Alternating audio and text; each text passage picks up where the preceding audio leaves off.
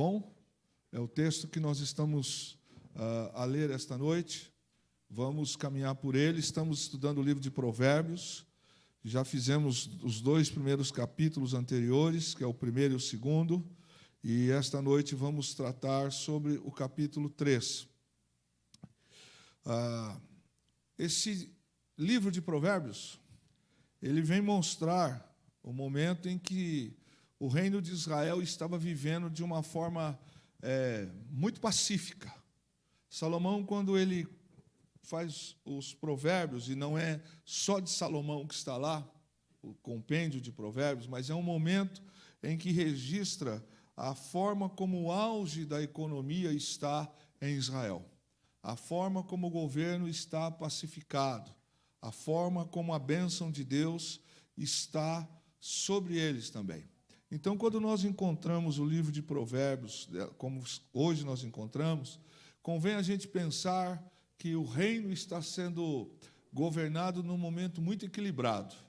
Então, quando Salomão, que recebe de Deus sabedoria para escrever, incentivado pela pessoa do Senhor, através da grandeza dos ensinamentos, qual é o momento que está Israel? Está um momento bom. Então, Israel está vivendo aquilo que ele escolheu, ou seja, debaixo da promessa de Deus. Já em Eclesiastes, a gente vai encontrar um homem que cai, depois se levanta, e que se expressa sobre algumas coisas que ele se perdeu, não é?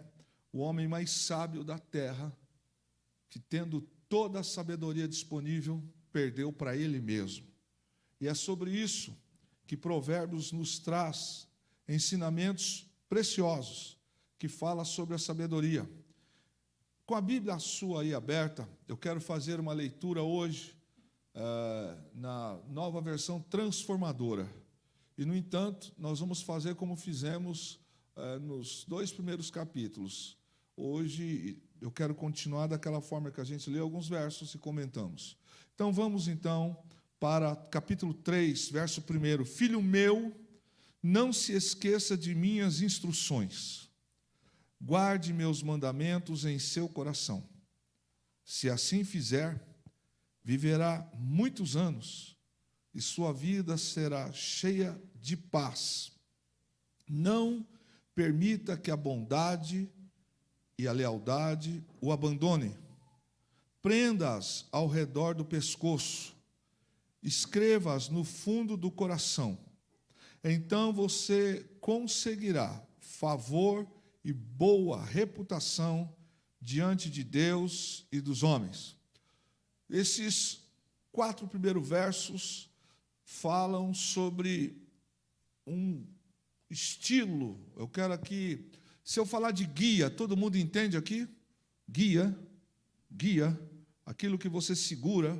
Tem algumas formas de se identificar uma guia. Por exemplo, para quem está fazendo plataforma de rapel, tem um cabo de aço de uma ponta na outra em treinamento. Então, você encontra uma base aqui e 10, 15, 20, 30 metros, uma base lá. Em treinamento, isso cabe. Na prova, não. Então, no treinamento, você tem um guia, que é um cabo de aço, que é colocado na plataforma aqui, e lá, do outro lado, quem tem problema de altura já desiste logo, tem um outro ponto. Então, o cabo de aço ele se liga daqui lá. Você liga o freio 8, o mosquetão aqui, e você vai subir sobre a plataforma. Quando você chega sobre ela, o instrutor diz para você, fique em pé. Aí você vai ficar em pé. Normalmente, a plataforma não passa de 20 centímetros, e às vezes dá 50, 70, 80, 100 metros, você tem que ficar em pé. E no treinamento você conecta aqui no guia, que é o cabo de aço, que é uma proteção, de maneira que você vai andando. Então, quando você fica em pé, você vai pé ante pé, sem olhar para baixo. E o guia está aqui, com uma folga, mas ele está aqui. Aquilo te serve, caso você venha a sofrer alguma queda, o guia está te segurando aqui. Você pode imaginar também alguém que precisa passar por algum lugar, numa forma terrestre, e ele precisa ter alguma coisa, como que um cabo que o conduz a outra parte. Quem faz trilha, em algumas picadas, você vai perceber que pessoas já estiveram lá. Então, eles fazem um caminho, e muitas das vezes eles põem um tipo de um corrimão de madeira, para que você, conduzindo-se por aquilo, você chegue onde precisa chegar. Isso é um guia. A Bíblia fala dos pastores como guia, ou seja, os ouvindo aquilo que o Espírito os ministra, aquilo que eles são instruídos, aquilo que eles se capacitaram. Mas os 4 primeiros versos, eles falam de uma forma muito clara que a sabedoria é guia para caminhar. Todo o livro de Provérbios, e a série se chama Eu Escolhi Ser Feliz, a gente pode dizer que há uma forma para ser feliz. É tomando a palavra, e especificamente o livro de Provérbios, que é sabedoria. Então, a sabedoria é aquilo que nos guia na caminhada. Todos entenderam? De repente, eu dou uma tropeçada e caio, mas eu tenho um guia que fala, opa, volta para o caminho. Volta para o caminho. Este é o conceito de guia. E o texto diz, quando acabamos de ler, que para viver saudável, para ter uma vida saudável aqui, nós não precisamos de muitas coisas. Nós precisamos aqui, dentro desse contexto, que os homens correm de lá para cá, que buscam de lá para cá, o que nós precisamos é ter paz com Deus. Ninguém que é inimigo de Deus consegue ser saudável. Porque quando a gente sai fora do guia, da sabedoria, a gente se perde. Se perde com uma série de coisas que a gente inverte valores. Por isso, o livro de Provérbios é assim, filho meu, ele começa, por aqui, segue por esse caminho. E ele fala que ter vida longa e paz é o que faz uma pessoa ser saudável. E é verdade. Se a gente caminha pela sabedoria, ela vai nos trazer uma vida longa, que a gente já viu isso a semana passada, que os perversos têm a vida encurtada, e ao mesmo tempo nos traz paz, e aí a gente é saudável. Então, eu vejo muitas pessoas dizendo, preocupadas com a morte. Óbvio que ninguém aqui, eu acho que quer morrer hoje, ou amanhã, ou depois de amanhã, todo mundo quer ver Jesus, mas o tempo dele, nada fora disso. Mas a morte te preocupa? A morte te apavora? A morte física, estou dizendo. Não. Por quê? Porque a gente sabe que tendo uma vida com Deus, aceitando a Cristo como Salvador, recebendo a sua palavra, vivendo pela sua palavra, isso aqui é um processo, não se chega lá sem passar por aqui. Então é isto que Salomão começa a dizer, quando ele fala que a sabedoria é guia para caminhar bem. E quando ele fala sobre esse texto que nós acabamos de ler no verso 1, quando ele se expressa dizendo que nós não devemos desprezar as instruções, e é para guardar os mandamentos em nosso coração, porque se a gente fizer assim, nós vamos ter vida longa. Ele está dizendo que vivendo na sabedoria de Deus, nós estamos livres de ameaças e de necessidades. Por quê? Porque o próprio texto já vai se expressar dizendo que Deus guarda, que Deus protege, que Deus abençoa, que Deus dá aos seus na medida certa. Então, a gente não tem essa preocupação. A gente não vai mais trabalhar, pelo contrário. A gente não vai mais estudar, pelo contrário. O que ele está dizendo é que, na sabedoria, nós nos colocamos, quando vivendo pelo Senhor, nós não temos mais medo de ameaça e de necessidade. Por quê? Porque Deus socorre, Deus dá o apoio. No momento certo, a gente é surpreendido por coisas que a gente ainda não viveu. Alguém já viveu isso aqui na sua vida? Momentos em que você falava, eu não sei como fazer, e do nada veio a libertação, veio a saída, veio a porta de escape de Deus. Quando ele fala que o Senhor é quem nos guarda a sabedoria, os mandamentos, ele diz que isto no nosso coração é quando nós tomamos a sabedoria de Deus, os mandamentos de Deus, por isso nós estamos satisfeitos, nós estamos contentes. Então, querido, eu respeito a ciência, você respeita também. Mas tem coisas que a ciência não explica.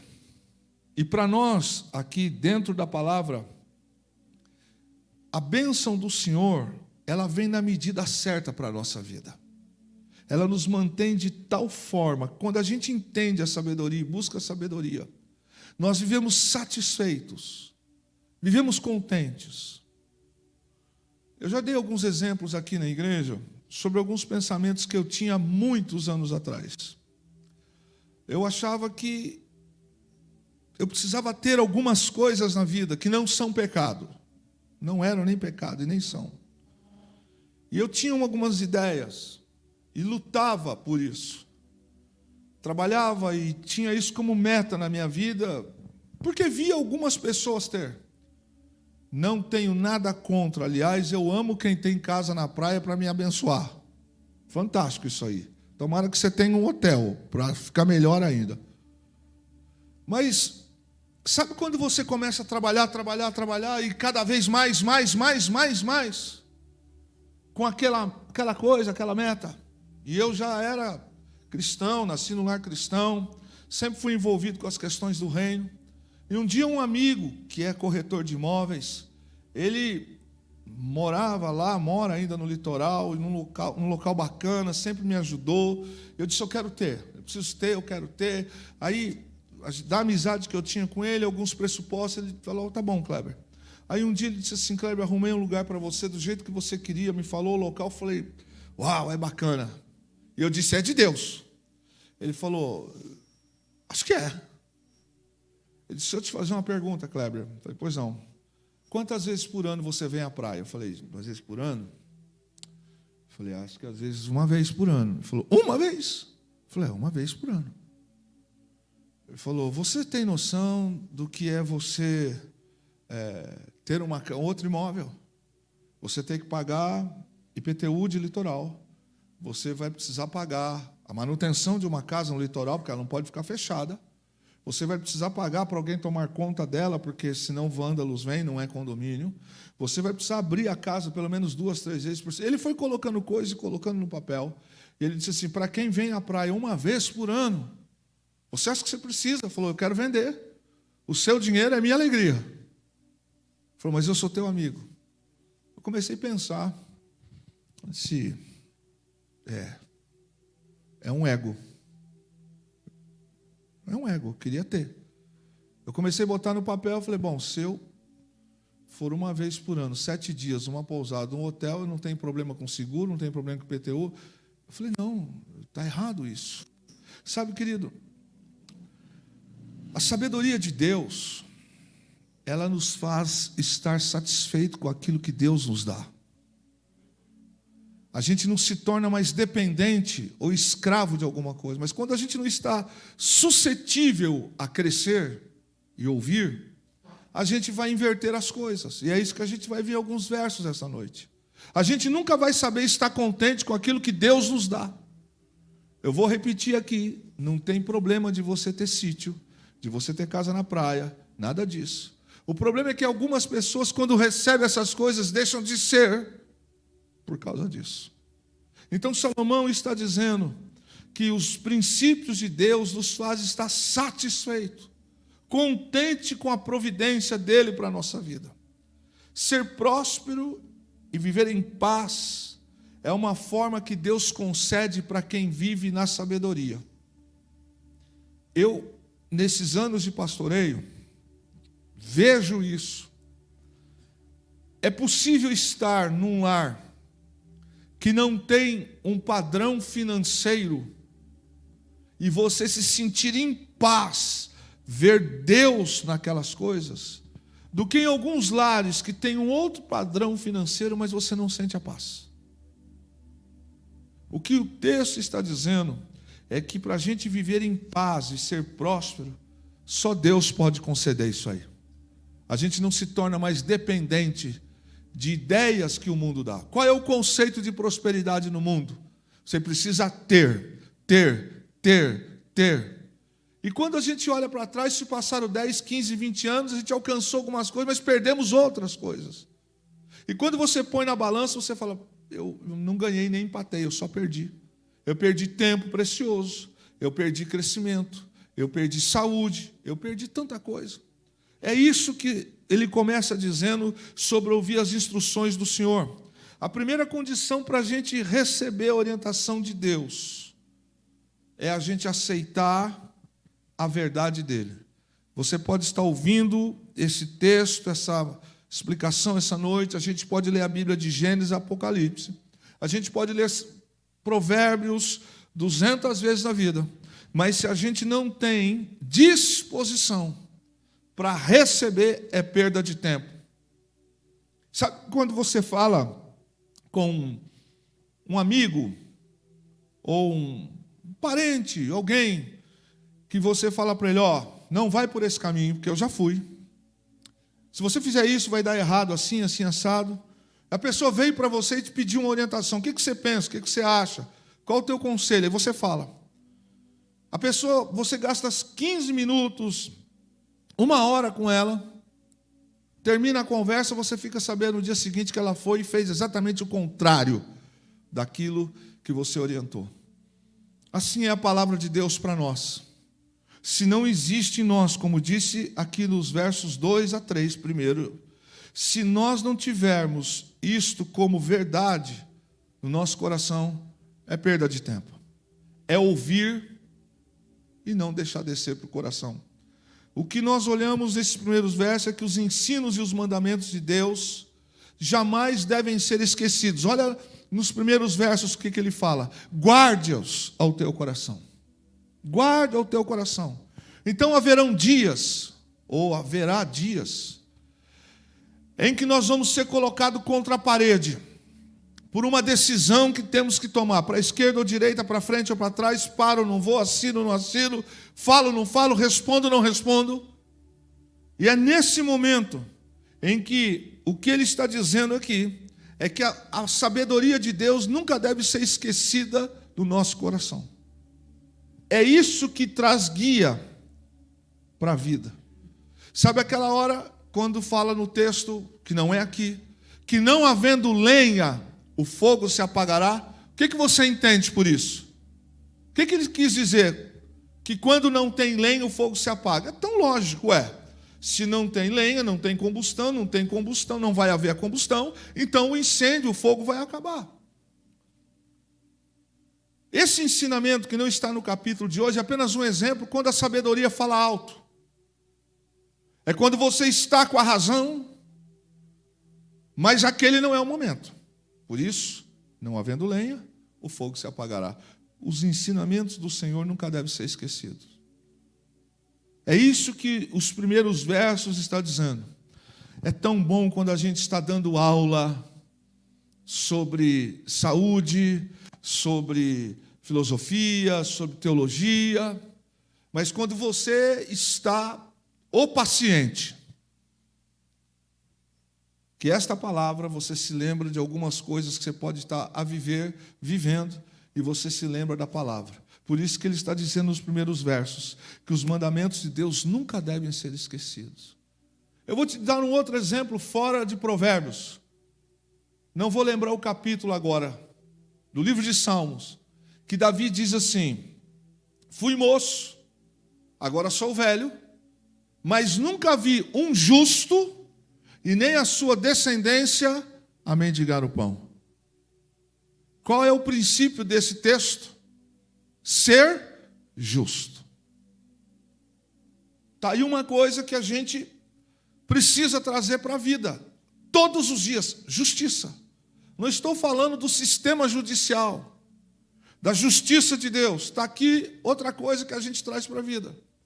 Às vezes nós ficamos inquietos e agitados pelo amanhã. Ficamos agitados por coisas do ano que vem. E aí nós nos lembramos diante de um momento que não está favorável para nós, materialmente. E a gente se lembra que a gente é justo. E tem uma promessa, que o justo o justo, a palavra do Senhor, nesse texto que eu citei, diz assim, que ele não vai passar fome. Então, isso é uma das seguranças, quem confia em Deus e traz a palavra para a sua vida. A igreja entendeu? Ok, querido, vamos caminhar. O amor e a misericórdia devem fazer parte da nossa essência, está escrito. Amor e misericórdia. Quando? Em todos os momentos da vida. O amor e misericórdia deve ser somente no momento em que eu estou com a carteira sobrando? Não. O amor e a misericórdia devem ser somente nos momentos em que eu estou bem? Não. Dos versos 1 a 4, a essência de outro tópico que ele diz é que em todos os dias da nossa vida, amor e misericórdia. Você se lembra que foram questionar Jesus? O que o Senhor diz sobre isso? O que o Senhor diz sobre aquilo? O que o Senhor fala sobre isso? E esse texto, eu sempre me pauto por ele, quando ele disse assim, misericórdia quero e não sacrifício. Aqui, o que nós precisamos entender nesses 4 primeiros versos, que quanto a ser misericordioso e amoroso, que não é fácil, não deve ser apenas no dia de Santa Ceia, que a gente tem aquela ideia meio hollywoodiana, Santa Ceia, o diabo vai tentar, eu preciso me consagrar, mas passou da ceia, fogo na bomba. Não, não é isso não. Não é isso não. É todos os dias vivendo dentro disso. Versos 5 e 6, ele fala sobre a recompensa de andar com Deus. Diz o texto, confie no Senhor de todo o coração. Não dependa de seu próprio entendimento. Busque a vontade dele em tudo o que fizer. Olha o final. E ele quem? Deus, lhe mostrará o caminho que deve seguir. Então, qual é o resultado final do verso 5 e 6 de Provérbios 3? É que, buscando confiar no Senhor de todo o coração não significa 99%, nem 98,7%, mas de todo o coração. É a gente depender dele, colocar tudo nas mãos dele, sem dar uma de super. E esse é um problema. Porque às vezes a gente vai crescendo também na vida, intelectualmente, vai se capacitando, vai crescendo, por exemplo, na vida acadêmica, e de repente eu já olho para as Escrituras, meio distante, eu já começo meio que, preciso de orar mais, eu consigo, depende de mim. Nenhum de nós aqui consegue se levantar pela manhã se a vontade de Deus não se manifestar na nossa vida. Pode ser o mais inteligente, o mais rico, pode ser o mais saudável, vontade soberana de Deus. Mas, estritamente aqui, ele diz que, quando nós buscamos a sabedoria de Deus, colocando a nossa confiança no Senhor, e não em nós, tem uma recompensa. O Senhor vai mostrar o caminho que nós devemos seguir. Isso é fantástico. Isso é fantástico. Às vezes, nós olhamos para uma condição que eu tenho favorável, que você tem favorável. E aí a gente fala, não vou nem orar, não preciso orar para isso. Vou te dar um exemplo. Eu desejo algo para a minha vida, mas eu não oro a Deus. Eu não busco em Deus. Às vezes uma proposta de trabalho é boa para mim, mas não é a vontade perfeita de Deus. Às vezes um relacionamento é bom para mim, mas não é a vontade de Deus. Quando ele fala confiar no Senhor de todo o coração, veja, aqui ele está dizendo de ser dependente de Deus. Eu já preguei isso aqui e continuo dizendo. O não que vem de Deus é bênção. Deus já falou algum não para você? Para quem aqui Deus já falou não alguma vez na vida? Você se arrependeu de ter ouvido não de Deus? Quantos já viram coisas que vocês queriam fazer e que Deus disse não? Ele nem explicou por que não. É não. Mas passado alguns dias, alguns anos, a gente ficou sabendo o que deu, o que aconteceu com aquilo que eu queria. Alguém já viu isso na sua vida? Já viveu isso aí? Fala, ainda bem que Deus não ouviu aquela minha oração de tolo. Ainda bem que Deus não atendeu aquele meu pedido. É isso que ele está dizendo aqui no verso 5 e 6. Confiar no Senhor de todo o coração, não dependendo do seu próprio entendimento. Confiar. Eu não preciso consultar líder. Eu não preciso ler a Bíblia para saber disso aqui. Eu não preciso de tal situação. Nós deixamos de ser conduzido por Deus para ser conduzido segundo o nosso entendimento. Demorei para aprender. Machuquei. Coisa simples, irmãos. Para mim é uma coisa simples.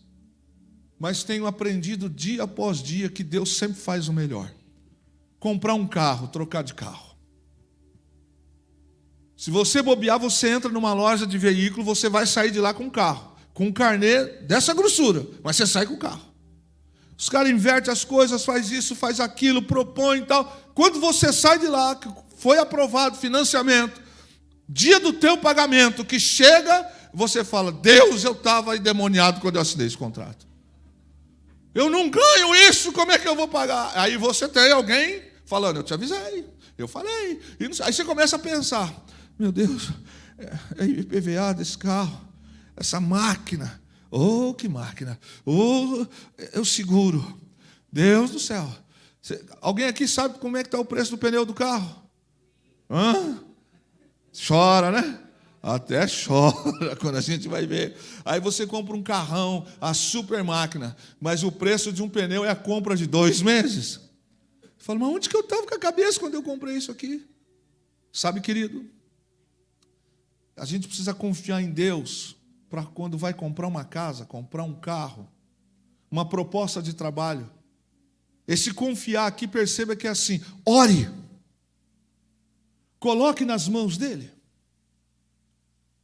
Se no nosso coração, ele diz, confie no Senhor de todo o teu coração. Já passei. O concurso foi moleza, o teste foi fácil. Foi, né? Então, mas você consultou? A nossa oração e o coração está disponível para Deus falar assim, não, eu não tenho você nesse cargo. Eu não tenho você nessa função. Por mais capaz que você seja, por mais que você seja doutor em matemática, eu não quero você nessa função. O que Salomão está dizendo é que há uma recompensa de quem anda com Deus. Ele diz, confie no Senhor de todo o teu coração e busque a vontade dele. Deus promete que ele vai endireitar nossas veredas. O que ele está dizendo quando a gente confia nele? Que aquilo que pode ser meio torto, aquilo que pode ser meio capenga, confiando nele, ele endireita. Não deixa a gente cair, não deixa a gente se enganar. Mas o texto está dizendo que há uma condição que no latim se diz sine qua non, que significa uma causa. Para poder ter de Deus esta proteção, existe a necessidade de ser obediente a Ele. Mas essa inversão de valores é o que acontece muito. A gente não é obediente a Deus, mas quer comer do bom e do melhor. A gente não é obediente a Deus, mas quer tais coisas. A gente não é obediente a Deus e reclama porque está vivendo algumas coisas. A gente não é obediente na essência da palavra, mas a gente quer as bênçãos do Senhor. E aqui o texto está dizendo o contrário. O texto está dizendo que primeiro a gente deve confiar nele de todo o coração, sem confiar no meu braço, sem confiar no meu psique, sem confiar no meu intelecto. Eu devo buscar a vontade dele em tudo o que fizer. Está escrito isso na sua Bíblia? Dá uma conferida. Em tudo o que fizer, está escrito isso na sua Bíblia? No verso de número 6, que eu devo buscar a vontade de Deus em tudo. Está escrito isso? O que é tudo para você? que é tudo para você? 100%. Se mentir, pode cair demoniado agora, hein? Vamos lá. Quem, quando vai viajar, ora a Deus quando entra no carro? Levanta as mãos. Nem todo mundo levantou, hein? Cuidado, hein, varão? Orar. Senhor, se não for da tua vontade, não deixa o carro nem pegar. Está lá a meninada pulando, trincando lá no banco de trás para ir para a praia e não dá certo. Os meninos já estão de sunguinha, já estão grudando chiclete no vidro, você está apavorado, a farofa está a 10 por hora e o negócio está ali e não dá certo. Aí a gente sai do carro, bate a porta do carro, carro endemoniado, não sei o quê, vai salatra véia. Mas você não orou para que fosse feita a vontade de Deus? De repente, a gente descobre algumas coisas, fala, você viu, naquele horário, naquele dia, naquele momento, aconteceu um negócio lá. Você fala, e como é que encara o Espírito Santo depois? Então, o que está dizendo? Que nós devemos não depender de nós, ainda que tenhamos capacidade intelectual, profissional e etc. Nós precisamos confiar em Deus de todo o coração, não depender do nosso próprio entendimento, e a gente deve buscar a vontade de Deus em tudo que a gente fizer. Quando a gente busca, o texto diz, Ele vai mostrar o caminho que eu devo seguir. Diga glória a Deus por isso, querido. Em qualquer que seja a situação, querido, existe a necessidade da gente crer em Deus de todo o coração. Todas. Há um rei, na palavra, que o profeta chega até ele, Zedequias, e diz para ele assim, põe em ordem tua casa, porque tu vai morrer. Você conhece esse texto, amém? Se falasse que não, ia ficar ruim, porque nós até ministramos aqui. Qual foi a oração dele? Senhor, lembra-te, Senhor, chorou, etc, e tal, e tal, e tal, e tal. Na oração, não está, seja feita segundo a tua vontade. Ele disse, ó Senhor, por isso, Deus deu para ele, antes que o profeta saísse do palácio, Deus deu para ele mais 15 anos.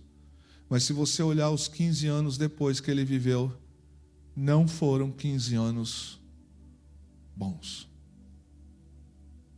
Se a vontade de Deus, aquela, tivesse sido aceita, algumas coisas ele não teria vivido.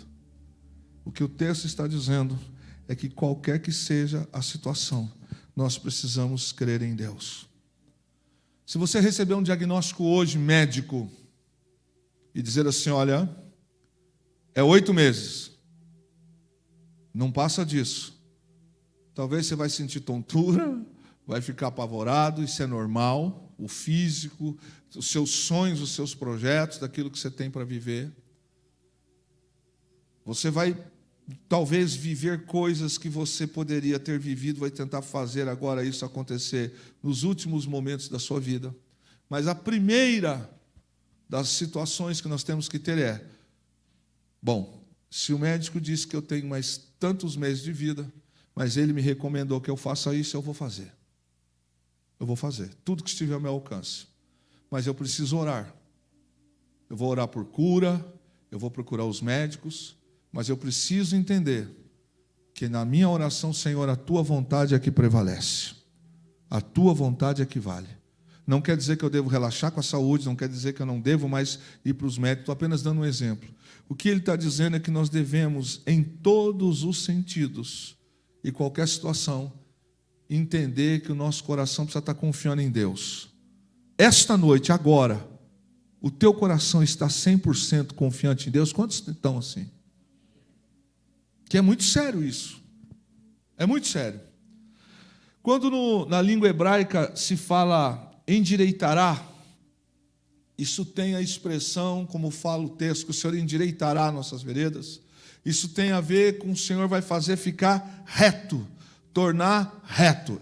É isso que está dizendo, que aqueles que confiam no Senhor de todo o coração, não no seu entendimento, que buscam o Senhor em qualquer que seja para todas as coisas, tem como consequência a ação de Deus, que Ele vai endireitar as nossas veredas. Então, primeira verdade desse versos 5 e 6, dentro desse contexto de veredas, É que tem coisas que eu vou fazer na vida que não são retas, que não são as vontades ou a vontade de Deus. Porque eu não estou confiando, não estou orando, não estou buscando do jeito certo. Então não tem como Deus fazer a coisa caminhar reto se eu estou pensando torto. O contrário, o antônimo é exatamente isso. Quando eu confio, quando eu saio de cena, o meu eu sai e entra a vontade dele, para todas as coisas há uma promessa, o Senhor vai endireitar, ou seja, eu não tenho como errar, porque Deus está na minha vida. É isso que o texto está dizendo. E aqui tem uma promessa de avançar. Endireitar significa, você vai avançar na posição certa. Qual foi o erro de Israel? Murmurar, rebelar. Ficou andando em círculo, não avançou. Versos 7 e 8 vai nos falar de falsa sabedoria. Não se impressione com sua própria sabedoria. Tema o Senhor, afaste-se do mal. Então você terá saúde para o corpo e força para os ossos. O que está dizendo aqui é um convite à humildade. Todos os dias da nossa vida é um convite para a humildade. Não se impressione com a sua própria sabedoria. Tema o Senhor, se afaste da vaidade. Você, se fizer isso, vai ter saúde para o corpo e força para os ossos. Então, o que está nos chamando aqui é um convite para a humildade.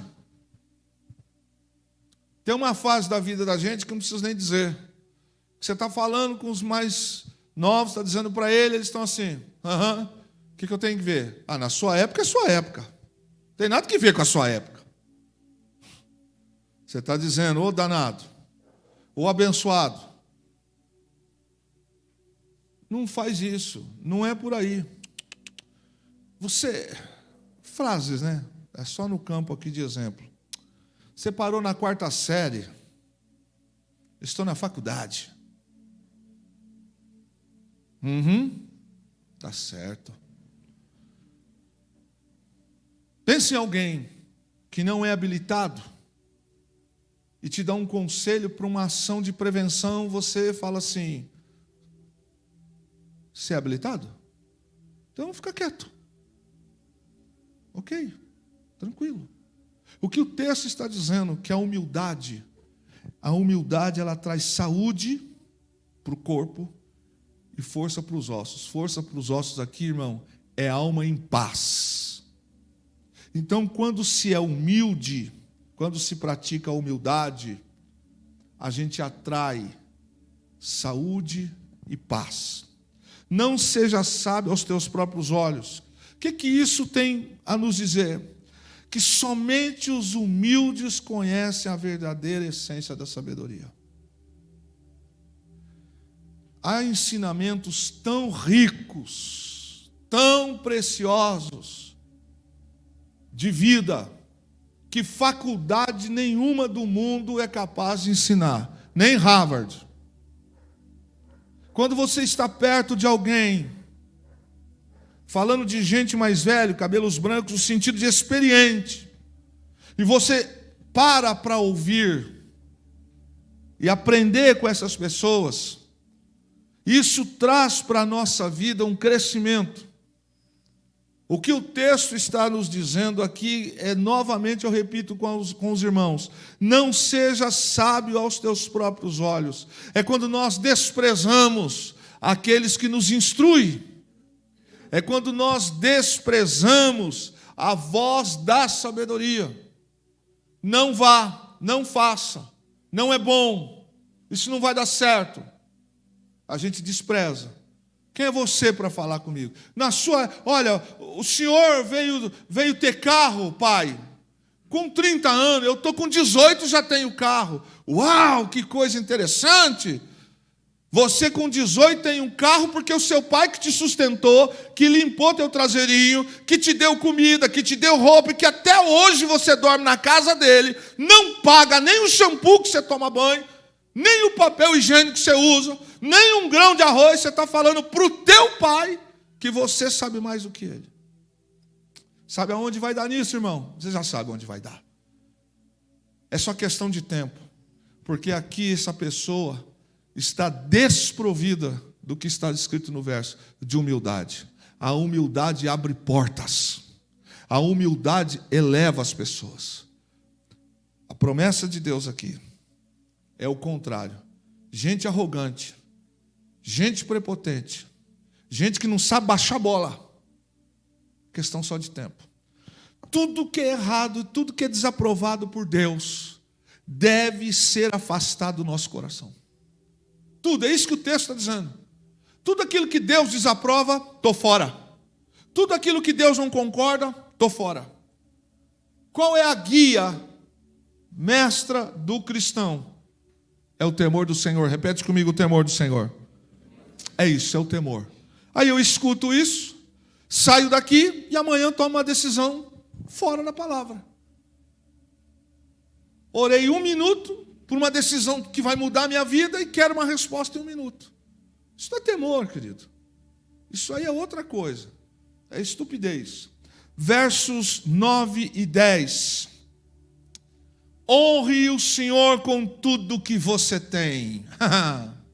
Honre o Senhor com suas riquezas e com a melhor parte de tudo que produzir. Eu vou ler de novo o verso 10 para encaixar com o verso 9 com o 10. Honre o Senhor com suas riquezas e com a melhor parte de tudo que produzir. Confere se na tua Bíblia está diferente. Dá uma conferida, vai que eu estou xarope. Repetindo: honre, viva, não fale, não pregue, não cante, viva.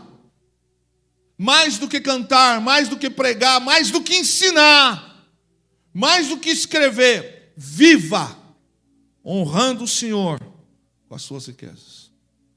Com a melhor parte. Não é com a secundária. Não é com o pior.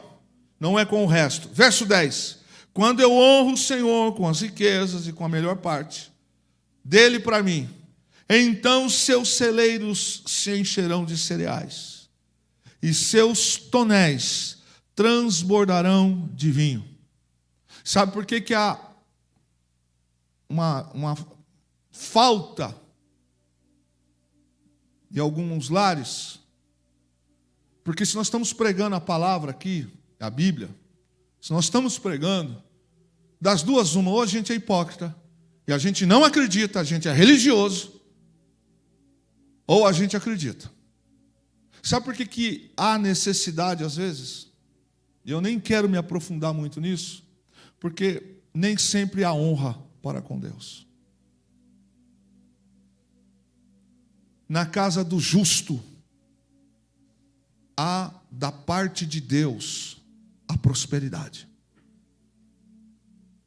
Na casa do justo que honra o Senhor, promessa dele, o celeiro vai se encher.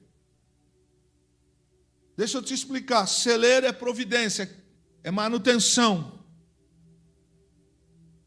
Mas aqui fala de tonéis, transbordarão de vinho. Sabe o que é isso aqui? Alegria. Alegria. O apóstolo Paulo escreveu dizendo que ele agradecia a Deus na necessidade e na fartura. E aqui nós estamos lendo nesses versos que quando eu honro o Senhor com as minhas riquezas e com a melhor parte de tudo que eu produzo, a melhor. Precisa desenhar, irmãos, isso aqui ou não? A irmã veio aqui contar uma palavra de ofertas a semana passada, acredito que foi a diaconisa Nalva. E ela disse assim, que ela fez a conta. Quando ela olhou no que ela tinha feito, ela disse: uau, Deus a prosperou naquele mês, que ela disse: uau, honre o Senhor com as suas riquezas e com a melhor parte de tudo que produzir, melhor parte. Então, o Senhor vai fazer com que os teus celeiros sejam cheios e vai transbordar os nossos tonéis de vinho. Sabe o que é isso aqui? Alegria. a gente brinca, né? Apesar de ser triste. Tem gente que está esperando a picanha chegar até agora pelo correio. Se chegar na sua casa, você me avisa, porque na minha não chegou. E eu acho que não vai chegar se eu não trabalhar, se eu não guardar, tá bom? Mas, na verdade, querido, eu não preciso depender disso. Não dependo disso. E aqui não estou falando de mim ou de você. Quem é que pode olhar para dentro de si esta noite e dizer assim: se tem uma coisa que o diabo não acha brecha na minha vida, é na minha lealdade com ele.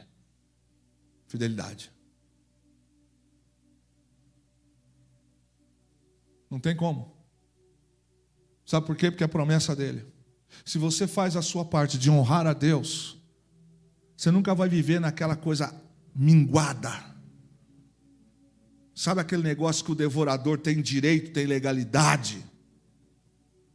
Você não sabe humanamente de onde vai vir. Receba isso aí. Mas Deus vai enviar providência para abastecer a tua casa. Deus é dono de tudo que existe no mundo. Eu preciso entender isso. A desonra a Deus se caracteriza pela infidelidade também. Então eu digo que amo o Senhor, que eu amo o céu, que eu amo a Trindade, que eu amo a palavra, mas quando se fala de honrar a Deus com as minhas finanças, eu sou meia boca.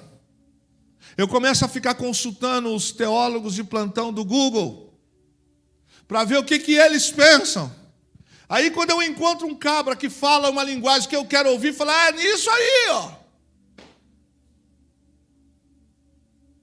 Vamos pela palavra. Honra. Não quero saber. Eu honro.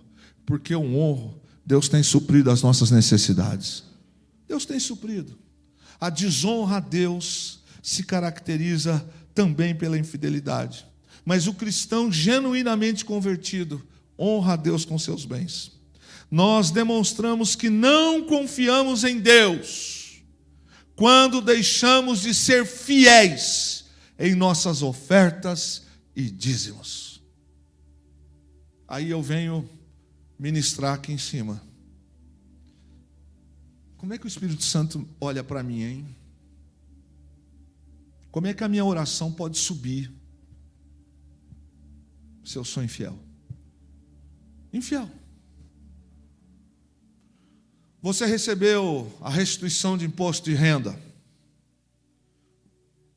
Não é nem leão, né? É manada, foi lá e pegou de você. Mas você recebeu. Aquilo já está perdido. Qual é a situação? Um exemplo. Isso aqui já estava perdido. Voltou, toma.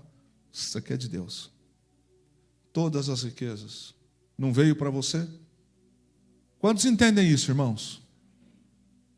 Por isso que tem muita coisa travada, seca, sabe? Tem para o almoço, mata para ter na janta, faz para esse mês, necessidade no outro, tem aqui, rasga ali, quebra aqui, vai acolá. Não tem como, irmão. Não honra. Nossos celeiros só vão ser cheios quando devolvemos o que pertence a Deus. Essa promessa vai além de bens materiais e financeiros. Porque em Deus nós já temos tudo que nós precisamos. Aqui não está se falando apenas de finanças, não é isso que só que está dizendo, não. Mas está falando. Essa promessa vai muito além. Muito além. De repente você tem um sonho. Você tem um sonho, por exemplo, de ir conhecer uma cidade do mundo que você ainda não foi. Estou dando apenas um exemplo, tá bom, querido? De fazer um curso, uma faculdade que você não tem recursos. De se capacitar, fazer um doutorado em alguma coisa que você não tem esse recurso. Mas você é fiel com Deus. Você é fiel. E porque você é fiel, Deus pode gerar no mundo até um ímpio para abençoar a tua vida e o curso ser pago por ele. Aquela viagem você receber. Para os mais céticos, para os mais carnais, falar, lá vem ele misturar, meu irmão, é Bíblia, querido. Se Deus supre, Ele supre. Deus supre. Em todos os sentidos. Mas honra, irmãos. Honra a gente pratica ou não pratica. Versos 11 e 12. A disciplina, filho meu, não rejeita a sabedoria, a disciplina do Senhor, não desanime quando Ele o corrigir, pois o Senhor corrige quem Ele ama, assim como o pai corrige o filho a quem Ele quer. Então Deus chamou sua atenção, usou um instrumento, usou uma ferramenta, usou uma forma para chamar a sua atenção, e você fez beicinho, magoou, estou fora, não volto mais, entrego meus cargos, não piso mais. Isso não é aceitar a paternidade de Deus. Isso é ser mimado, ranhento no popular. Deus não tem filho ranhento, viu? Ele corrige. Ele vai chamar atenção quantas vezes ele precisar, do jeito que ele entender. E aqui Salomão está dizendo, não rejeite essa disciplina. Não se desanime quando Deus te corrigir. Por quê? Porque se você se desanimar com isso, você não pode crescer. A gente nunca deve se esquecer que a disciplina faz parte do plano de Deus. Diga amém. Moisés foi o líder, mas ele ficou 40 anos sendo ensinado pelo Senhor no deserto. Josué substitui Moisés, mas ele passou um tempo sendo aprendiz e sendo serviçal de Moisés. Davi foi o rei, mas depois de ungido, continuou no pasto. Samuel virou profeta, ao mesmo tempo, alguns entendem como o primeiro rei de Israel, porque ele governou teocraticamente, à vontade do Senhor. Mas ele teve que crescer com os filhos de Eli, que eram folgados, incrédulos, em tudo de ruim. Como criança, a gente muitas das vezes precisa ser disciplinado. E onde existe o amor, existe disciplina. Amém? É isso, querido. Onde existe amor, existe disciplina. Quem não gosta, faz. Quando nossos filhos fazem alguma coisa errada, o que a gente faz? O que a gente faz? Quem ama? Quando ele fala um palavrão, você fala, que coisinha linda do papai, fala outro, fala. Você já ensinou uma, já ensinou duas, na terceira, o Chico Doce, alguns conhecem com outro nome, não é? Freud. Vai funcionar. Eu não quero que o meu filho seja uma pessoa que não respeite, que não seja educada. Porque quem ama, disciplina. Satanás que inverteu isso aí fora. E se levanta um monte de super mestres. Não faz isso, não faz aquilo. Mas aqui nós vamos ver como que a palavra fala também para ensinar. Então tem hora que vai ser assim, o senhor vai para o seu quarto, o senhor não vai empinar pipa, você vai agora ficar lá pensando um pouquinho, viu? Não tem o play, tá bom? Você vai pensar um pouquinho essa semana, do jeito que você falou com a sua mãe. E se você levantar a mão de novo para a mamãe, eu acho que você vai ter problema. Por que a gente faz isso? Porque a gente não gosta? Qual é o pai ou mãe aqui que quando teve que dar um samba-lelê no filho, ficou feliz, falou, que glória, dei uma cintada, estou feliz. Só se for doente. A gente não fica não, irmão. Dói mais na gente do que nele. Sim ou não? Dói. Vai. Você vai levar umas varadinhas agora. Mas aquilo por dentro já... frango. Eles vão dizer, papai lindo, mamãe eu te amo. Vai passar a mãozinha no rosto. Uhum. Tá bom, santinho. Mas lá em casa a gente conversa. Porque a gente ama. A pergunta para cada um de nós. Nós temos aceitado a disciplina de Deus? Quando Deus fala com a gente? 13 a 15, as bênçãos da sabedoria. Feliz é a pessoa que encontra sabedoria.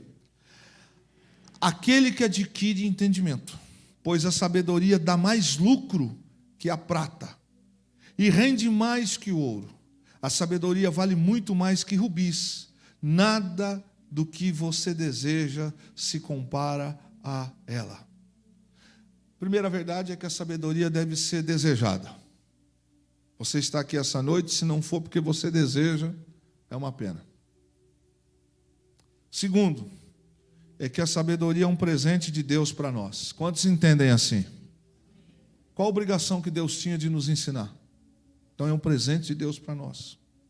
Terceiro, que é valoroso. Tem valor.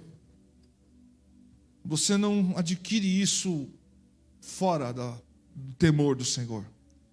E aí a gente entende que tem pessoas que gastam energias atrás de coisas que têm preço, mas que não têm valor. As pessoas se gastam, se desdobram para ter mais um certificado, para ter um título, para ter algo que tem preço, mas não tem valor.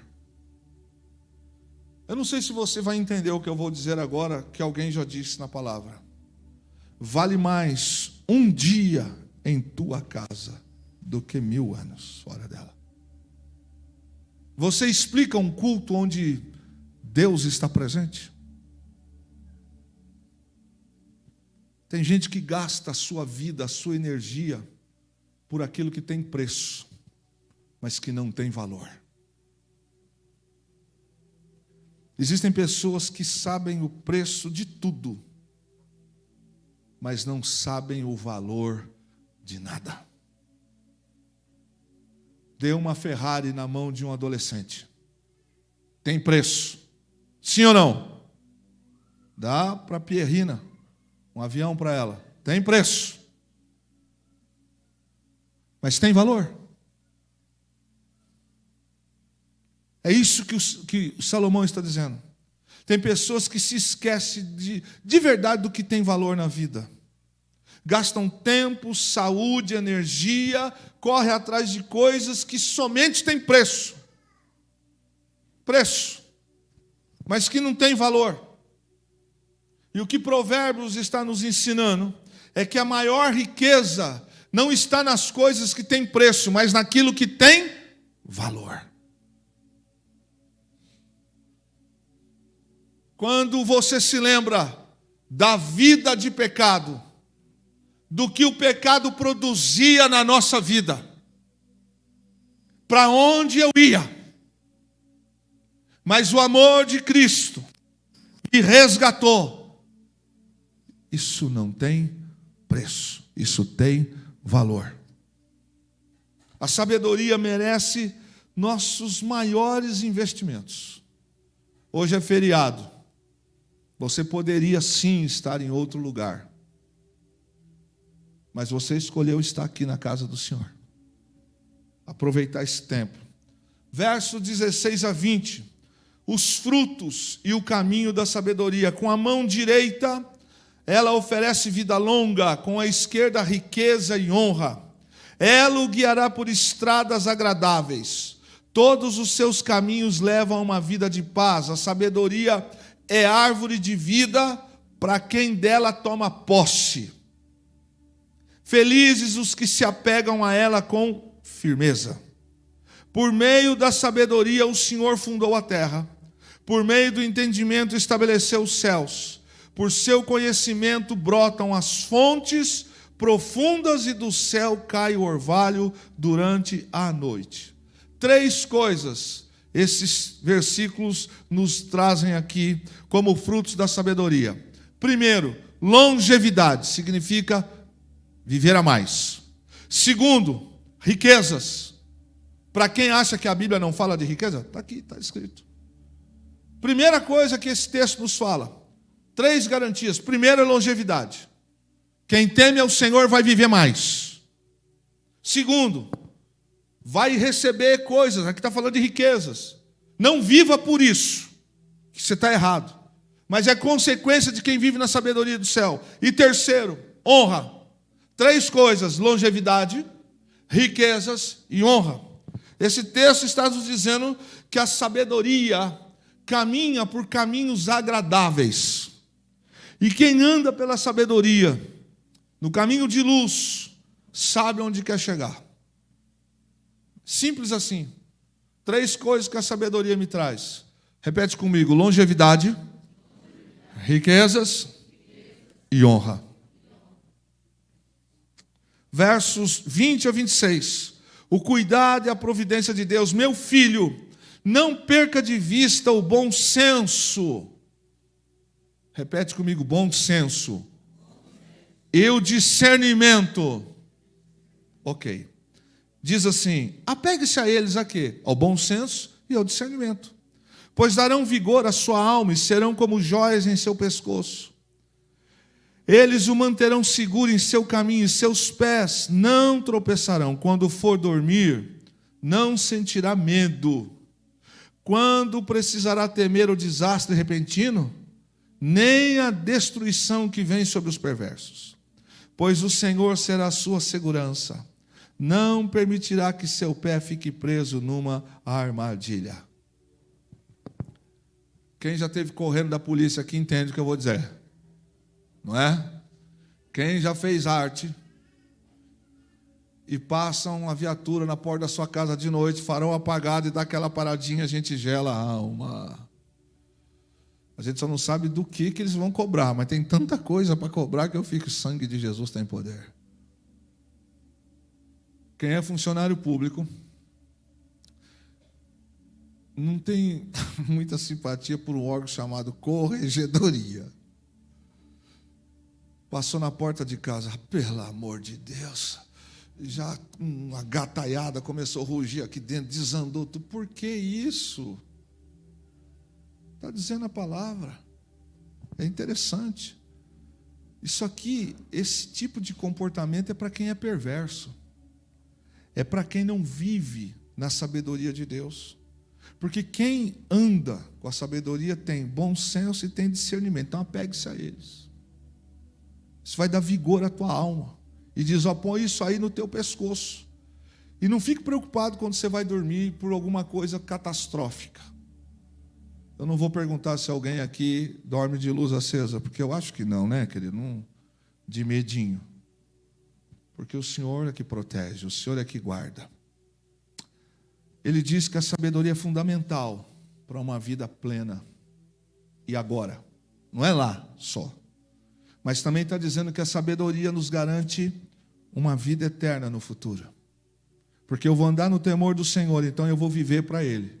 Se eu vou viver para Ele, o mal, o desequilíbrio, não vai dominar a minha vida. Por que isso? Porque a sabedoria está ancorada no temor do Senhor. Então eu vivo agora, certo de que eu tenho um amanhã garantido por Deus, aqui ou lá. Então quando eu vivo na sabedoria aqui, eu deito, levanto. O que pode acontecer? Deus está no controle. Você pensa assim, querido?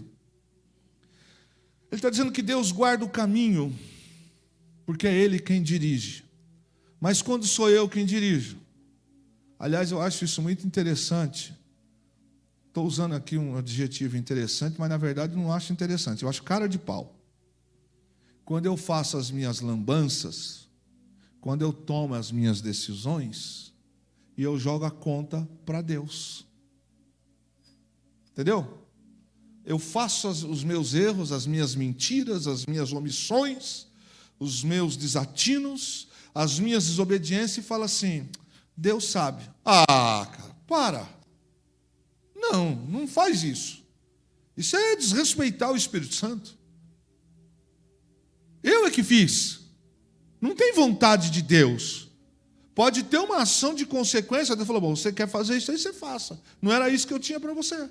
Mas normalmente a gente faz o quê? Ah, deu ruim, Deus, é Deus. Não, peraí, você fez o que é certo. Andou na verdade, falou a verdade, jogou com a verdade, viveu no temor, viveu princípios, viveu, aceitou a correção, ainda que te puxasse a orelha, você aceitaria ou não? Então não joga essa conta para Deus, porque isso aí ofendeu o Espírito Santo. É simples. Agora, quando Deus guarda o nosso caminho, Ele dirige. Olha o verso 24. Aqueles que guardam a sabedoria nunca passarão por esse perigo, quer acordados ou dormindo, porque o Senhor os protegerá. Diga aleluia por isso, querido. Na sabedoria de Deus, nós nos mantemos, os nossos olhos estarão sempre voltados para a decisão certa. Por quê? Porque alguém vai dizer assim, mas você é bobo mesmo, hein? Você é bobo. Talvez você já tenha ouvido isso. Você está perdendo os melhores anos da sua vida. Você está fazendo agora isso. Não, não se trata de um comportamento por causa de uma questão humana, mas é por questão de sabedoria de Deus. Quando Deus dirige a minha vida, eu fico tranquilo. Ele vai mostrar, Ele vai conduzir. Eu já vivi isso. Decisões que eu falei agora deu ruim. Não sei mais o que fazer. Não tenho mais nada para fazer. A única coisa que eu podia continuar fazendo era orar. E foi a melhor coisa que eu fiz. É a melhor coisa que nós podemos fazer. Sabe, irmãos, é quando a gente se afasta da cruz. É quando a gente se afasta da sabedoria. Quebra a cara aqui, quebra a cara ali, machuca aqui e Jesus está aqui. A sabedoria está aqui. Aí, tentou tudo, não deu nada certo, volta para a cruz. Sim, querido, vai ter machucado, vai ter cicatriz, para a gente aprender, isso faz parte do processo de crescimento. É isso que ele está dizendo. Versos 27 a 32. A sabedoria guia o relacionamento com os outros, isso é fantástico. Não deixe de fazer o bem àqueles que precisarem. Sempre que isso estiver ao teu alcance, se você puder ajudar o seu próximo agora, não lhe diga, volte amanhã e eu lhe darei algo. Aí vezes não. Não planeje o mal contra o seu próximo, pois quem mora por perto confia em você. Não procure motivos para brigar, se ninguém lhe fez mal. Não tenha inveja dos violentos, nem imite sua conduta. Esses perversos são detestáveis para o Senhor, mas aos justos ele oferece sua... O que está escrito na sua Bíblia? Sua? Na minha versão, que eu quis ler na versão transformadora com vocês, ele oferece a sua amizade, intimidade, proteção, lealdade. Não invejes o opressor. O que isso quer dizer? É aquele que por ganância, por ódio, comete arbitrariedades contra pessoas, contra a sociedade, que explora, que oprime. Aquele que é patrão precisa tomar um cuidado com isso aqui. Não combina com o cristianismo a exploração de alguém que presta serviço para nós. O Senhor fala, não imites o opressor. Não escolha nenhum dos seus caminhos. Por quê? Porque Deus não dará atenção nenhuma a não ser puni-los. Está lá no verso 8 do capítulo 15 e também aqui. Também está no verso 5 de Provérbios 16. Perverso, única atenção que Deus dá é punição. Então, eu poderia fazer o bem, mas eu não fiz. Ou eu podia fazer hoje. Olha que interessante. Eu posso ajudar o próximo agora, mas eu digo, volta amanhã. Amanhã eu te darei algo. Ele diz, não planeje o mal contra o seu próximo, não procure motivos para brigar, não tenha inveja dos violentos. É isso que o texto está nos dizendo. A sabedoria produz no cristão generosidade para com os outros. Conhece pessoas que atravessam o Paraíba com um sorrisal na mão? Agora eu fui longe, porque nem sei se vende sorrisal ainda. E chega do... Vende? Lembra? Quem lembra do sorrisal que era uma pastilha? Não sei ainda. Parece com ele na mão. É tão mão fechada que quando chega do outro lado o sorrisal não está sequinho até agora. Eu não quero dizer que no reino tem a gente assim, né? Pois é. A sabedoria produz nos filhos da luz generosidade. Pessoas sábias se esforçam para evitar conflitos desnecessários. Acabamos de ler. Não provoque. Se amamos Deus, nós também amamos o próximo. É o que está dizendo. E o amor tem pressa em socorrer. O amor precisa sair de palavras, precisa sair de cânticos e virar ação. Tão lindo que vem o teu reino, mas pelo reino, ama o próximo. O que Salomão está nos dizendo aqui é que a sabedoria nos condiciona a estar preocupados em construir pontes de amizades. A gente precisa pensar nisso, viu, querido? A gente precisa pensar em construir ponte, não destruir, construir pontes de amizade.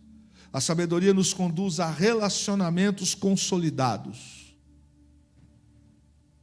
As pessoas querem sentar num lugar que elas não cavaram para ter, que não semearam para colher. A sabedoria nos conduz a relacionamentos consolidados. Meu pai, um dia, entre algumas coisas que ele me disse, os provérbios do meu pai que ele ouviu de alguém, deve ser do meu avô. Ele disse assim: Kleber, nunca troque um amigo velho por um amigo novo.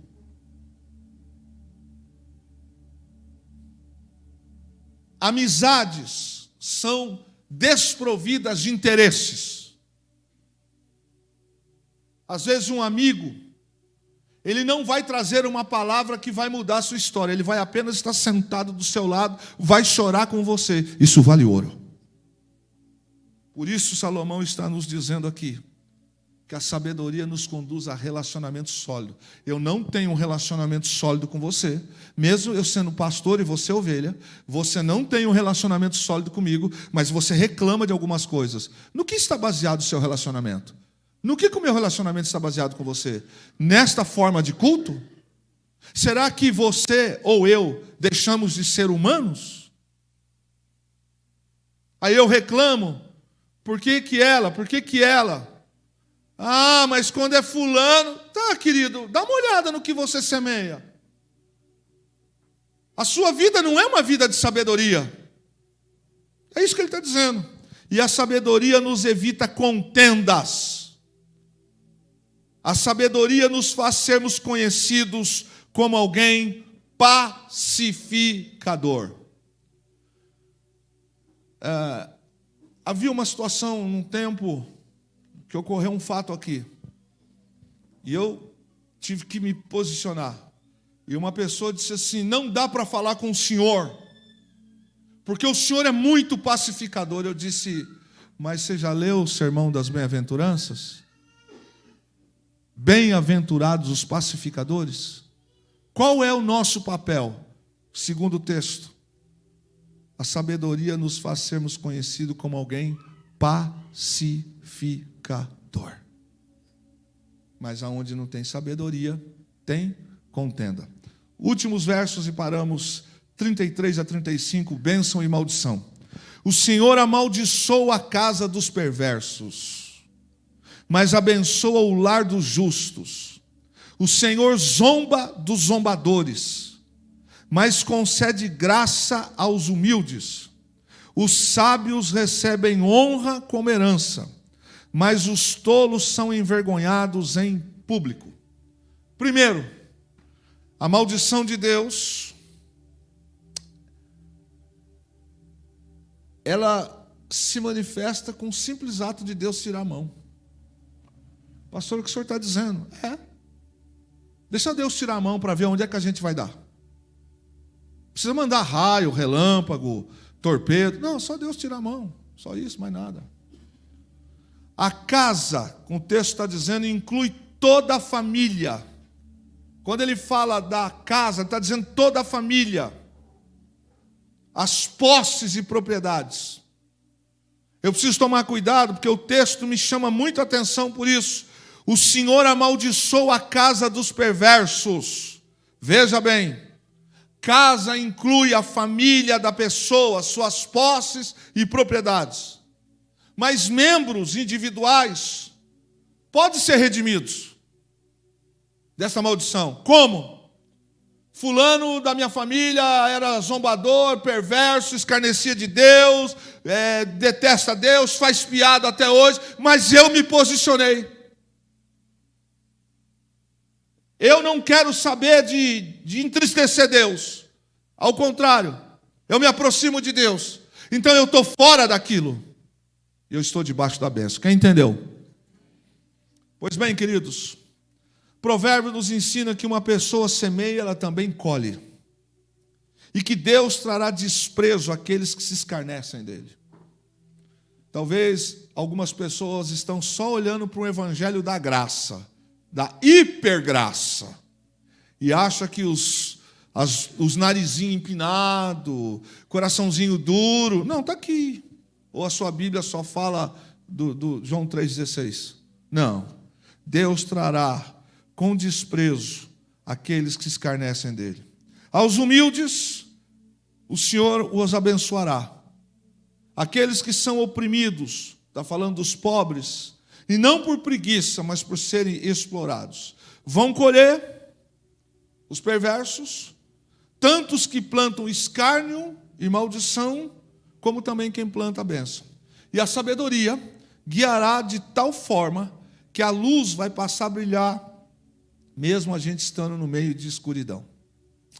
Pessoas perversas que zombam da fé terão do próprio Deus a sua retribuição. E eu fecho dizendo o seguinte: o tolo, o ímpio, o perverso escarnecem, porque neles está ausente a sabedoria divina.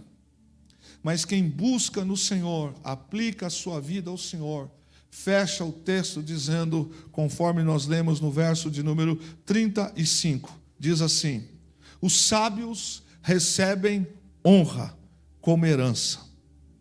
Então, os que buscam sabedoria de Deus, descansem. O Senhor retribuirá com honra, mas os tolos serão envergonhados em público. Amém? Deus abençoe sua vida e Deus nos guarde para quinta-feira que vem. Vamos ficar em pé em nome de Jesus e agradecer a Deus pela oportunidade que Ele nos traz aqui esta noite, tá bom?